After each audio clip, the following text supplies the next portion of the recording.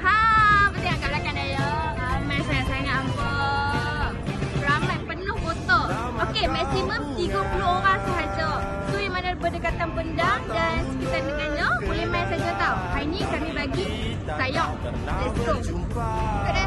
Hari ni kami bagi sayur sayuran. Kami bagi 5 barang. Sawi, kucai, carrot, kacang buncis, kubis. Setiap bulan kami akan tukar barang. Supaya tahu kami ni burger. Bukan bagi ni. Macam-macam bagi.